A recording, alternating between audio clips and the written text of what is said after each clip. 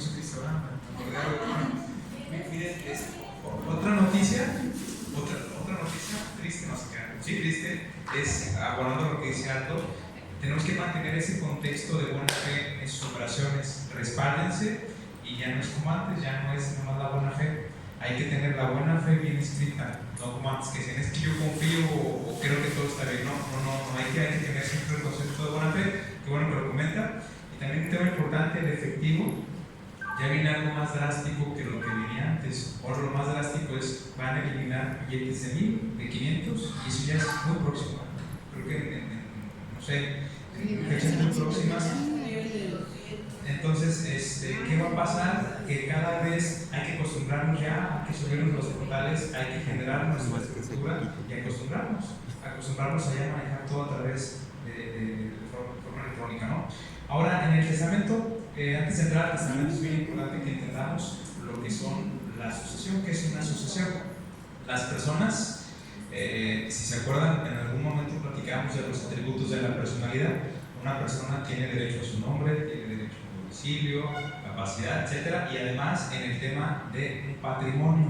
El patrimonio como tal de todas las personas. Ustedes les toca ver gente que se van en helicópteros o llegan en helicópteros, y también nos toca ver gente que pusieron ayer que, oye, está nefasto que con 200,000 pesos quiera comprarse una casa de 3 recámaras con jardín ubicada en el centro. Bueno, les toca ver de todo, ¿no? Pero independientemente de sus cualidades económicas, todas las personas, independientemente de que no tengamos una casa o que tengamos muchas, estamos sujetas a un atributo simplemente por ser personas, y a eso le llamamos patrimonio.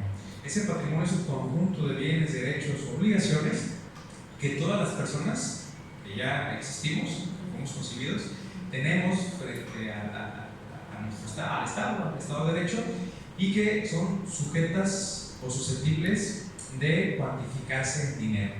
¿Sí? No porque no tengas casa significa que no tienes patrimonio. Bueno, entendido esta parte del patrimonio, pues ¿qué pasa con el patrimonio cuando las personas mueren?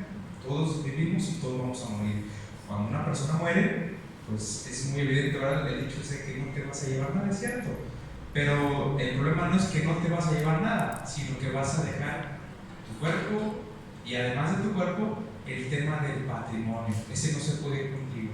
Entonces, pues existe ese término de sucesión, que es suceder. Alguien te va a suceder, es decir, se va a quedar en tu posesión frente a los demás, derechos y obligaciones. Y esa forma de suceder en tus bienes le llamamos sucesión. ¿Sí? ¿Estamos bien? Ok.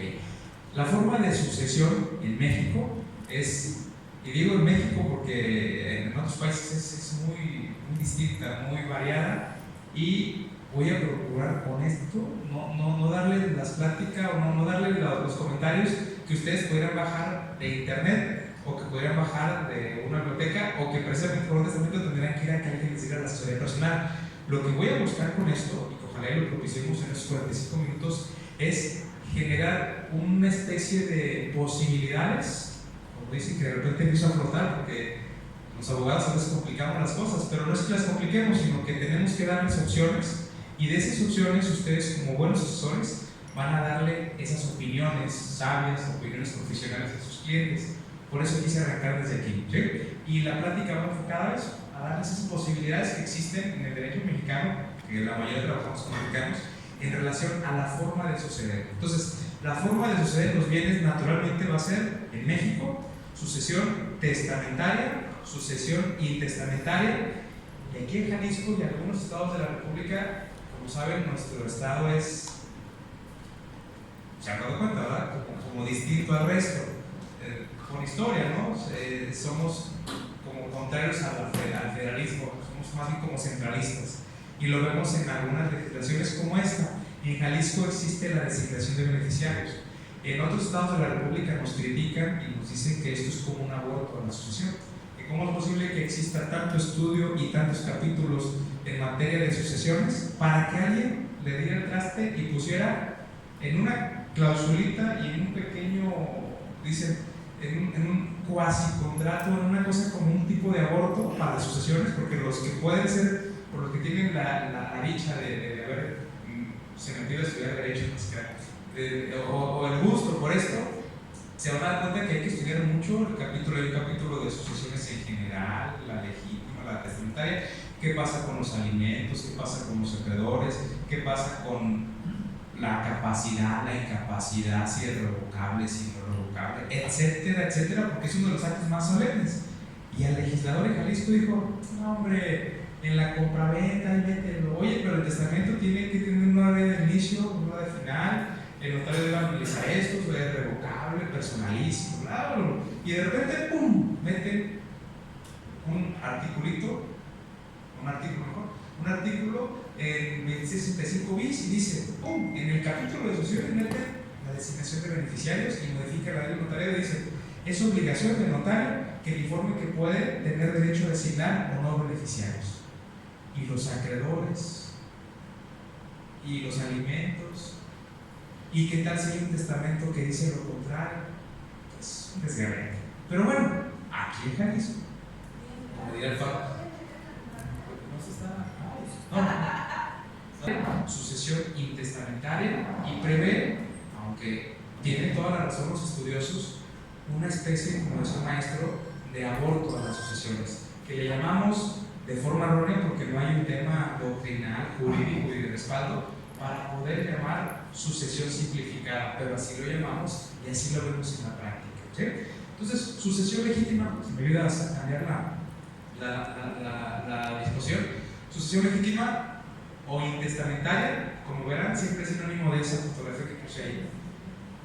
Ni siquiera están en el proceso de duelo de una persona cuando surgen problemas. ¿Por qué? Porque las personas, no sé si les ha tocado ver en otros estados, no aquí, generalmente, bueno, si en cualquier relación, hasta en la de pareja, es muy complicado tener la humildad de ponerse en los zapatos del otro. Casi todos creemos siempre que nosotros tenemos la razón. Y van a ver que es bien usual que en todas las familias tienen todos una posición diferente y todos se creen con derecho porque la cuidó, porque le dijo, porque antes de morir, porque mi mamá les dijo a mis hermanos que yo era el único hombre, que yo como hombre de la casa tenía que tener la casa, que ella es su esposo, etcétera, etcétera, etcétera. Pero entonces, cuando es legítima la sucesión, es decir, que no hay testamento, o le llamamos sucesión intestamentaria, entonces aquí tiene que entrar la ley del Estado y decir, a ver, calmados, la ley establece que si no hay testamento, la forma de suceder es esta, me pasa la mí. Y entonces dice, los primeros que van a heredar, pues van a ser los hijos. Si no tuvo hijos, los padres. Si no tuvo padres, los hermanos. Y si no tuvo hermanos, los sobrinos, los primos.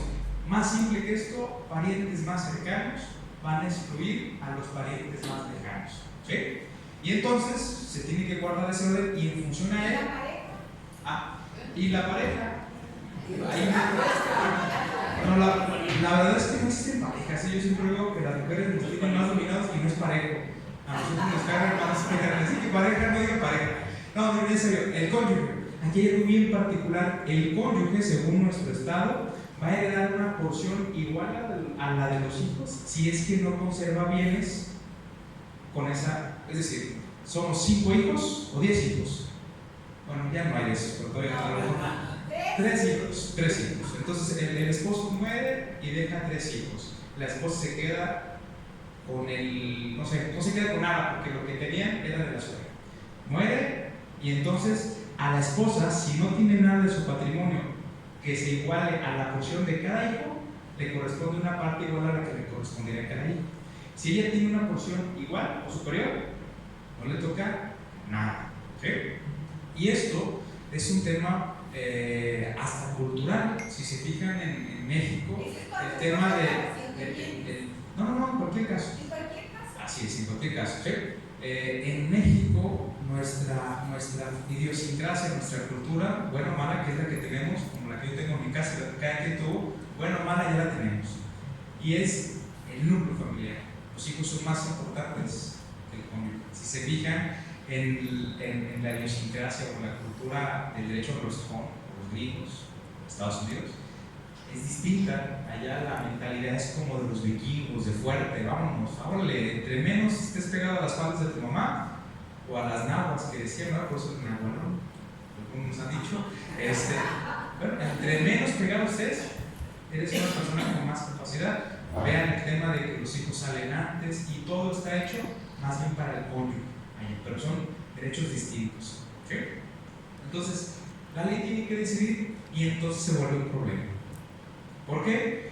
Porque seguramente va a haber muchos supuestos que ahorita no los vamos a poder ver en 45 minutos. La verdad es que va a ser muy complicado poderlos ver en 45 minutos. Lo que sí es importante es entender sucesión intestamentaria, sucesión legítima y la partecita esa de seguramente va a haber problemas. ¿Sí?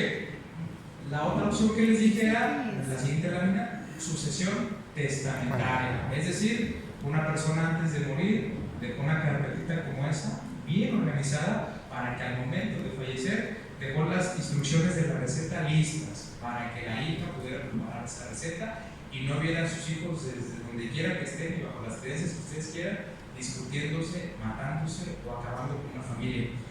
Que en otros estados pasa, aquí no. Yo no he escuchado, ni a ninguno de ustedes he escuchado con algún problema de sucesión, ¿verdad? Todos somos personas bien razonables, humildes, con mucha generosidad, ponernos en lugar del otro en cada momento, en cada circunstancia y buscar siempre el bien común de la familia, ¿verdad? No el de la mía. ¿Okay? Bueno. ¿Nos va a mandar esa presentación? Sí, claro, sí, por supuesto. Entonces, sucesión testamentaria, hay un testamento. Y ahora sí entramos a lo que me invitó el ingeniero Portugal. Oye, vamos a hablar de testamentos. Yo no soy notario, entonces yo no puedo tocar testamentos, pero sí colaboro en una notaría hace ya varios años, donde el notario elabora el tema del testamento. El tema del testamento, si quieres avanzar la lámina, es un tema bien importante. Voy a tratar de hacerlo simple, pero mi simplicidad, que no significa que es algo burdo, que es algo, sino más bien simplicidad para entenderlo juntos, ¿no? Entonces, en el testamento, no sé si alguien puede poner un ejemplo, a lo mejor esperado, pero dicen, oye, ¿cuántas sociedades mercantiles existen? Como 5 y más mediante decretos. ¿Y por qué en la práctica nada más es la SA y la SA? O la SDRL o últimamente las APIs, si hay tantas. Pues porque no es práctico hacerlo de otra manera. ¿Okay?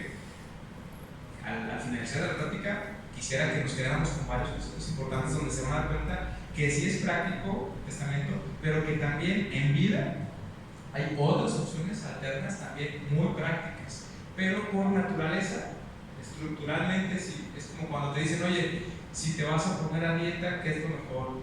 Que si con ácidos, cetosis, y que no comas 12 horas y luego no, pero es que trae este efecto, trae el otro. Bueno, se supone que lo más estudioso es comer cosas nutritivas y balanceadas.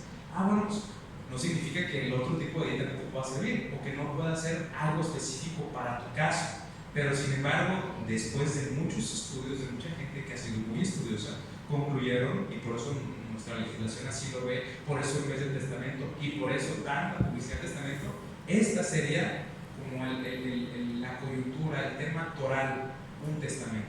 Aunque van a ver al final que va a haber otras opciones, pero si no te quieres meter en problemas, haz un testamento.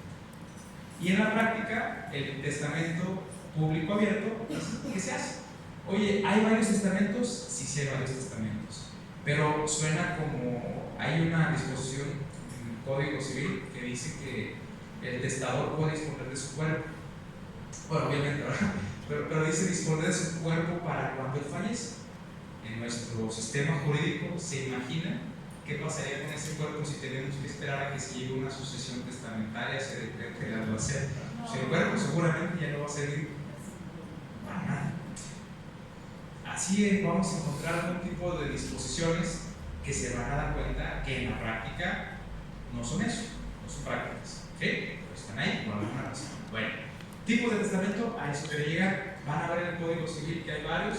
Se pueden dividir de una forma simple, tal vez, como los ordinarios y los especiales. Los ordinarios, evidentemente, el testamento público abierto. Y dicen, si hay un abierto, que hay un cerrado. El abierto es ante notario, ese es el usual. El cerrado, la ley lo prevé, que se deposite, que entre a un sobre, que se entregue y debe un fedatario fe de ese sobre, de modo contenido, lo cual en automático, con esa simple razón, lo acaba de hacer vulnerable, por eso no es usual. Luego está el testamento hológrafo, que hubo un tiempo que antes de que estuviera esta campaña del testamento hológrafo, era muy usual que las instituciones de interés social dijeron: oye, ¿sabes qué? Sabemos que el testamento es caro, haz un testamento hológrafo, te asesoramos, lo regalas de tu puño y letra, lo metes a un sobre, lo sacas en 2 tantos, uno lo depositas en el registro público, en el archivo, y el otro lo conservas y se lo das cerrado a la persona que crees o que designaste como lo hace. Pero la ley también es muy estricta, por lo mismo que no comparece ante un fedatario. Y entonces, me ha pasado, lo he visto, llegan con el hológrafo abierto. ¿Me sirve para algo? Te servir, porque la apertura de esto tendría que ser de un fedatario público. Y entonces es una risa, pero de veras sí, digo, a lo mejor es inevitable, ¿verdad? Cuando uno lo ve desde su trinchera, pero sí pasa. Y entonces regresamos por la razón de ser de por qué un notario, ¿sí? Porque el notario, ante él descansa toda la responsabilidad de verificar la capacidad de las partes, de tener todos los elementos que la ley prevé, como si estuviéramos construyendo un auto último modelo que no tiene que fallar, porque si falla, el perjuicio que genera a la sociedad y a las personas a las que pretende ayudar se convierte como el típico que tiene una pistola en su casa y con esa pistola le da tiros. ¿Por qué? Porque no lo hizo bien. Y eso es bien delicado, por eso se dan cuenta que se hace una cita previa, tiene que estar atendido personalmente por notario. Es el único acto que inicia y termina en un solo acto, y digo un solo acto porque hay otros actos como las compraventas que se pueden ir firmando parcialmente y se cierran a lo mejor al día siguiente o hasta que terminan de firmar todos. El testamento no, tiene que tener hora de inicio, hora de final, tiene que identificarse a la persona fehacientemente, si tiene varios connotaciones en cuanto a la forma como lo conocen, tiene que declararlo, tiene que decir conforme al Código Civil, casi que su media filial lo tiene que decir, porque él lo dice, pero si es su nombre completo, quiénes fueron sus padres, nombre de sus padres, fecha de nacimiento, si se casó, si no se casó, cuántos hijos tuvo, si tuvo 1, 2, 3 o 4 nupcias, puede reconocer hijos, puede reconocer deudas, etcétera, etcétera. Pero a veces detalles tan simples como que a la persona se le haya olvidado mencionar un hijo, que puede pasar. Dicen: es que si le pasó, a usted no se le olvidó, a mí se me olvidó hasta la mochila en la escuela. Pero, y eso no significa que más que soy comodoro, ¿verdad? Pero no significa que sea incapaz. Pero imagínense, en un testamento eso da pie para que se califique de incapaz. Oye, no es posible que en un momento tan importante se le haya olvidado un hijo. O imagínense que la secre, aunque está el notario al lado dictándole a ella, ya lo imprime, se le fue algún detallito y parecía que dijo que sus hijos tenían 6 hijos, uno de 50 años, otro de 5 hijos, y resulta que la jovencita tiene 18 años. Entonces, por más que quieran ver 5 hijos, es un error de edad uno, pero el 5 y el 1 estaban tan despegados. Pero es delicado porque entonces eso generaría una especie de, tal vez en otro contexto, una escritura se testa, se salva, en el testamento no. Y a veces los abogados somos tan pasados de listos, y a veces nos castiga eso, ser pasados de listo, que el hecho es revisar, no es nada perfecto, ¿no? Y hay quien dice: voy a solicitar a través de la copia certificada del protocolo, aunque no se pueda, la conseguir y ver una atestadura pública. Y así miles de elementos, ¿no? Hay notarios que aconsejan: oye, fíjate que no sabe leer perdón, tiene algún tipo de deficiencia, pero quiero que comparezca un médico o un testigo por esto o por aquella razón. Y resulta que ese testigo a la postre es la persona a la que le van a ofrecer una tercera parte de la propiedad para que diga exactamente lo contrario de lo que había dicho cuando se otorgó el testamento. Y entonces van a darse cuenta que el testamento, por esa razón, es tan delicado. Bueno, entonces existen varios tipos de testamentos, que son esos los básicos, y luego existen los especiales. La ley prevé como testamentos especiales el marítimo, el militar, el privado, el espacial. O sea, la ley sí prevé porque pudiera ser una situación de que esté en algún tipo de galaxia, imagínate, y pues tenga que hacerlo. Pero se imagina, yo no creo que alcance a regresar, ni la carta ni él. Pero bueno, o en el tema militar dicen: oye, imagínate que estás en una plena acto de guerra, o creo que dice ahí en campo de batalla herido o entrar en acción de guerra. Yo creo que antes lo hubiera hecho, pero pónganse en la cuestión práctica, como lo que les decía de los órganos. Oye, dice que puede disponer de sus órganos. Sí, pero de aquí a que se radique la asociación, se encuentre el testamento y se obtenga un documento para poderlo hacer, pues los órganos seguramente ya no van a servir para nada. En este caso, son opciones, la ley lo marca, pero nada más hay que entenderlas como eso, para no irnos a deformar un poquito la información que les estoy dando y ir a entender otra cosa. ¿Sí? El hecho del país extranjero es otro tema que dicen, oye, tú eres de los que me recomiendas que si tienes bienes en Estados Unidos y vienes aquí, hagas un testamento aquí de lo que tienes aquí y hagas otro allá de lo que tienes allá, y que cuando lleguen las sucesiones aquí manifiesten que solo conocen el de aquí. O sea, no sé, a veces resulta que gente da sus opiniones, pero lo correcto sería que si haces un testamento revoques el de cualquier otro lugar y que no pueda haber dos. El último es el que subsiste. Más sin embargo, esos comentarios que les hago son ese tipo de comentarios que a veces son muy simples, pero habría que entender la trascendencia de decir, oye, hice un testamento en el extranjero, el exhorto, los viáticos, los gastos, el abogado de allá, el abogado de acá. Oye, muy simple, entonces pude haber hecho un testamento aquí de los bienes que tengo aquí y otro allá de los bienes que tengo allá y mentir. A lo mejor no me digas mentir, pero volvemos con este tema de cuestiones prácticas, ¿no? O sea, como digo, es algo correcto, pero son situaciones y hay testamentos especiales como esos que se otorgan al extranjero, pero no le recomendaría que hicieran un testamento en el extranjero y luego lo hicieran de bienes que están aquí, porque eso es súper complicado. A lo mejor dense una vuelta o ante el propio consulado hacer el testamento con la formalidad mexicana. ¿Y el testamento hecho en México vale el extranjero? Sí, pero hay que, desde que se elabora y cuando se lleva el procedimiento judicial, hay que acatar una serie de normas internacionales y una serie de procesos internos. Les doy un ejemplo. Un título profesional, para que sea oponible en Estados Unidos, por ejemplo, nada más para que sea oponible, no más para eso, independientemente de todos los demás trámites, dependiendo del país de origen tenga o no tenga tratado con México, se tiene que legalizar, apostillar, más o menos te tardas X número de días y lo mandas y que lo validen. Eso es solo un documento. Eso mismo tendrías que hacer con todos los documentos que integran la asociación y además estar desde el juzgado de aquí manifestando o exponiendo exhortos a la autoridad allá para hacer esa conexión, esa traducción y ese embone. Imagínate que tienes como en Europa ya ven que allá son las conexiones de 3 palitos. Llega un opositor, no cabe, es algo muy parecido. Entonces vas a buscar la farmacia y cuesta caro, pues para que se adapte. Y sucede es algo muy similar al tema de asociaciones.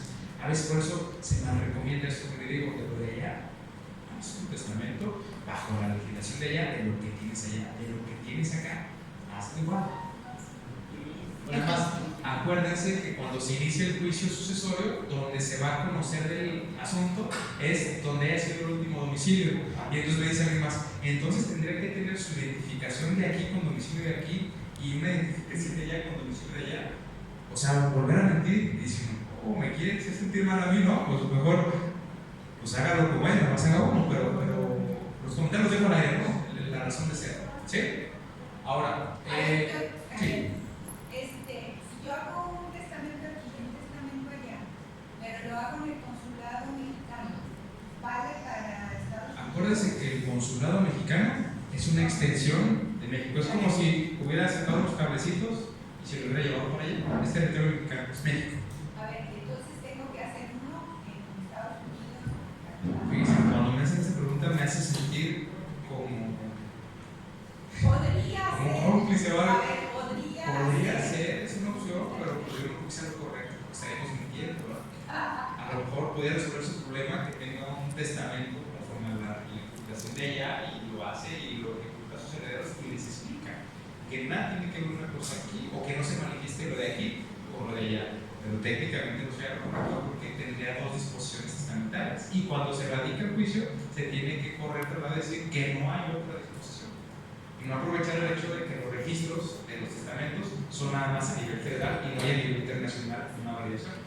¿Sí? En caso de las cuentas de los bancos, los beneficiarios, en donde sea que esté la cuenta, son los que uno designe. En la cuenta, exactamente. ¿Qué es el conflicto que vamos a tocar cuando lleguemos al beneficiario de una escritura pública? Que puede suceder lo mismo, nada más que aquí sí está regulado y aquí sí es una ley federal que va por encima de una ley estatal, porque la ley prevé que en materia de bancaria hay una ley especial y ahí lo prevé y se acabó, no es duda. No puede decir, no le pueden pegar los patos a las escopetas. El problema radica aquí cuando dices, oye, hay una sucesión testamentaria y ya va casi en la parte final y resulta que en la escritura había un beneficiario y ese beneficiario ya hizo el procedimiento simplificado y ya está vendido la casa. ¿Qué acciones tienes? Hasta penales. Pero el tema es de que nuestro esquema sucesorio en Jalisco pues, hay esos temas que son sujetos a regularse en determinado momento. ¿Sí? Ok, entonces ahora sí, ya entendimos el testamento y ya sabemos por qué razón el testamento que no quiero que se me hagan bolas es el testamento público, que es el de la práctica, que es el que cuesta 1,980 o 1,890 pesos a partir del mes de septiembre. ¿Sí? Y ese testamento, ¿sí? Tiene 1,890. ¿Sí? Sí, ya lo vi.